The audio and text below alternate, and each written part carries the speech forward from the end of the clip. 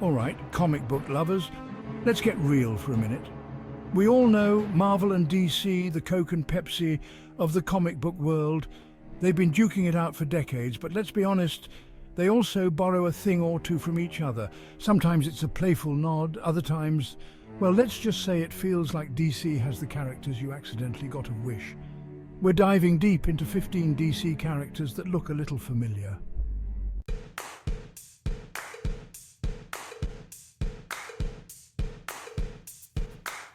First up, we got Bumblebee, DC's resident shrinking superheroine. Now, she might have wings and stingers, but does she pack the same punch as Marvel's Wasp?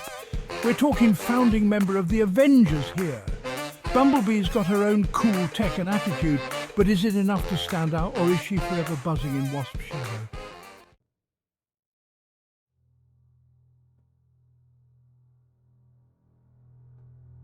Next, we're talking Atomic Skull, a dude with a flaming skull who rides a motorcycle. Sound familiar? Yeah, Marvel's Ghost Rider might want to lawyer up. Both are fueled by vengeance, but Atomic Skull's got radiation sickness instead of a demonic deal. Does that make him more hardcore, or just a pale imitation? We're breaking it down.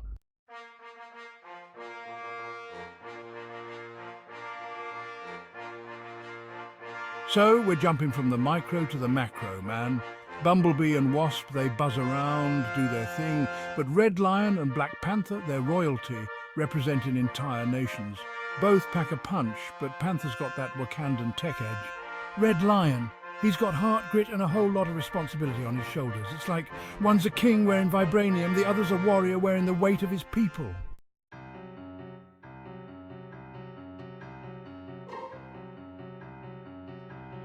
All right, magic time. Zatanna, she's like that hot goth chick who can make your head spin with her spells. Backwards talking, top hat, the whole 9 yards. Scarlet Witch, she's got chaos magic, man. Reality warping, mind-bending stuff. One's a stage magician with real power. The other's a force of nature. Both can mess you up if you look at them cross-eyed.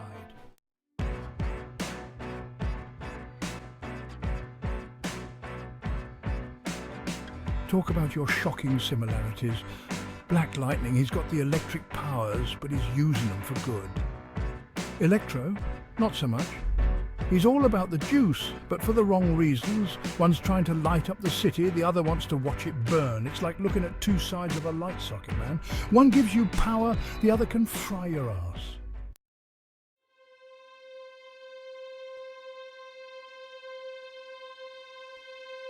All right, so we're diving into the sewers for this one, kids. Killer Croc and the Lizard, two dudes who got dealt a bad hand in the looks department. Croc, he's like if a gator took a wrong turn on his way to the swamp and ended up in Gotham's sewers. Then there's Kurt Connors, all science eye, trying to regrow a limb. Ends up looking like he crawled out of the Florida Everglades. Both these guys are more tragic than straight up evil, you know? They're monsters on the outside, but deep down, they're just misunderstood.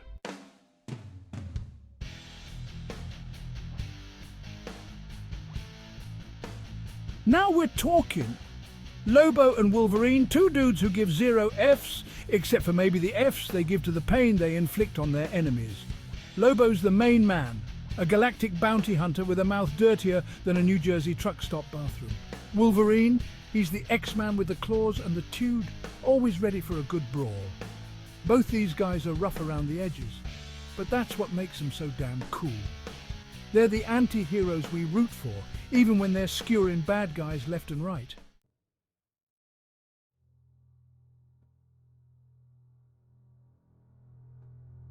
Talk about your messed up families, right? Jason Todd, the second Robin, gets beat to a pulp by the Joker.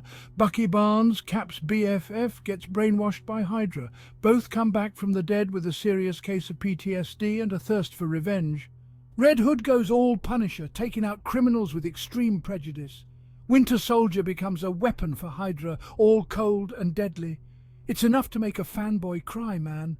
But hey, that's what makes their redemption arc so damn satisfying.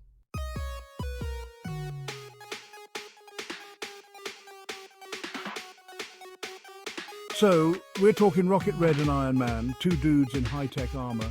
One's a vodka-chugging Russian, the other a genius billionaire playboy philanthropist. Talk about different strokes, right? but both are all about using their smarts and gadgets to kick ass for the greater good. It's like comparing Stoli to a martini. Both strong, both get the job done.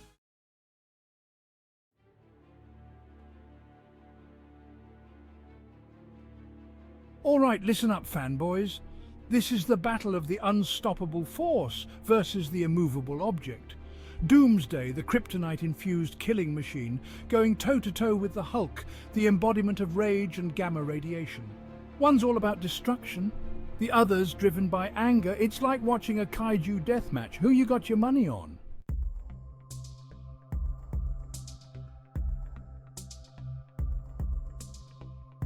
We're going full-on muck monster with this one, folks. Swamp Thing, the guardian of the green, and Man Thing, the empathic swamp creature. Both are creatures of the swamp, but Swamp Thing's got that whole elemental connection, while Man Thing's all about feeling your emotions. One's a protector, the other's a reactor. Either way, you don't want to get stuck in a bog with either of these guys.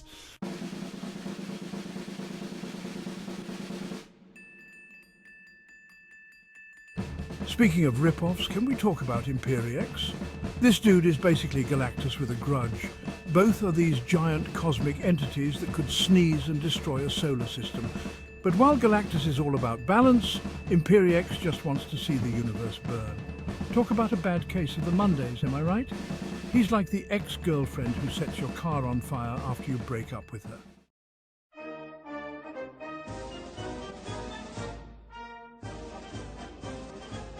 So, you got Captain America, the Sentinel of Liberty, Apple Pie, and all that jazz. Then you got DC trying to get in on that action with Guardian and Commander Steel. I mean, they got the whole patriotic thing down, the costumes, the fighting for truth, justice, and the American way. But let's be real, they're like the Diet Coke to Cap's classic Coca-Cola. They just don't have that same fizz.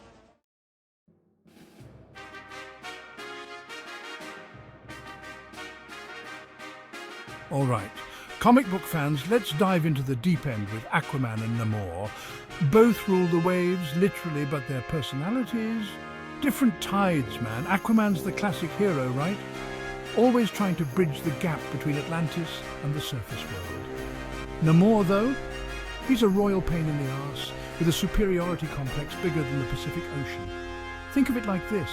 Aquaman's the dude you'd share a seaweed salad with, while Namor's the guy who'd steal your scuba gear and flood your basement.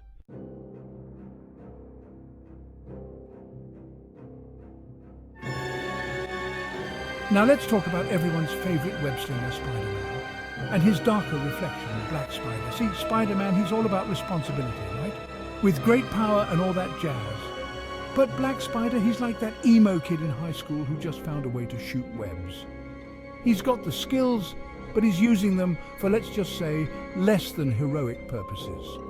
One's the friendly neighborhood Spider-Man. The other's more like the creepy crawler you find in your comic book collection.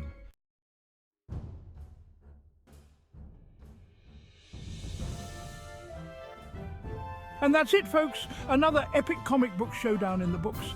We've journeyed through the multiverse of Marvel and DC, comparing heroes and villains, and let's be honest, geeking out a little bit. Now it's your turn, true believers. Hit us up in the comments and tell us which characters you think are the ultimate champions. And don't forget to subscribe for more comic book chaos, only on The Pun Father.